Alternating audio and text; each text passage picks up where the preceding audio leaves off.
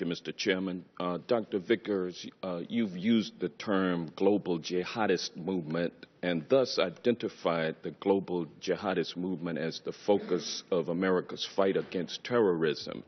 Isn't it a fact that the global jihadist movement is very closely linked to the teachings of Wahhabism? Yes or no? Yeah, I would say they draw inspiration in a perverted sense, but yes, I would say, and Robert may want to elaborate on that. But the two big global jihadists are Al Qaeda and ISIL. And they draw their inspiration from the Wahhabi strain of Islam, isn't that correct? Yes. And the Wahhabism is a 18th century offshoot of Sunni Islam, which began in the land that has come to be known as Saudi Arabia. Isn't that correct? Yes.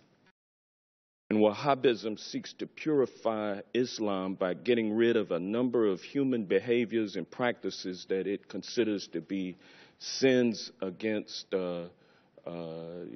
Allah. Correct? Correct. And Wahhabism is a strict, fundamentalist, highly intolerant strain of Islam. Correct? Yeah. Correct? And now, isn't it a fact that the Saudi ruling monarchy derives its legitimacy by reliance on the ideology of Wahhabism?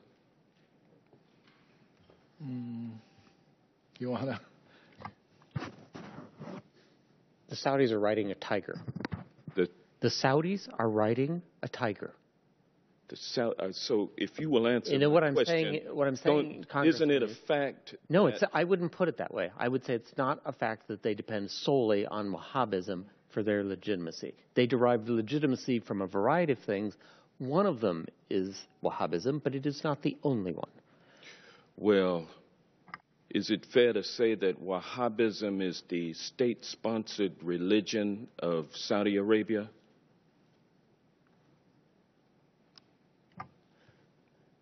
Yes, the Saudi government sanctions Wahhabi imams in their major mosques. Well, as a matter of fact, the Saudi monarchy promotes Wahhabism through official state-sponsored mosques and through religious schools known as madrasas all over the world. Isn't that correct? Yes. And isn't it true that the Saudi government, Wahhabism throughout the world, based on its oil and gas revenue? Absolutely, the government's revenues, directly or indirectly, help the proselytizing that you mentioned.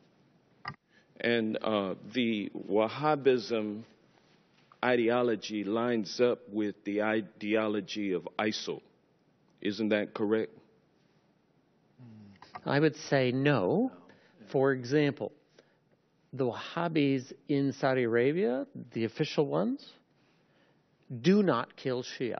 They persecute them. They do not have equal rights. They do not have equal rights, but they don't kill them. However, a Shia in Mosul or a Shia in Raqqa is liable to be killed. Well, yeah, but it's true, though, that the ideology of ISIL lines up with Wahhabism.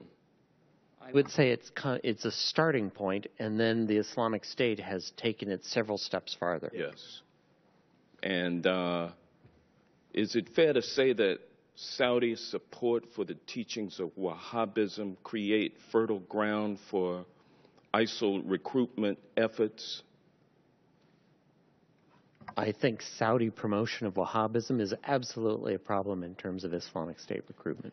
And so we will be unable to defeat the global jihadist movement, which is based on largely Wahhabism, which is a state-sponsored religion of Saudi Arabia, without somehow enlisting the support of the Saudi royal family in withdrawing its financial support for Wahhabism.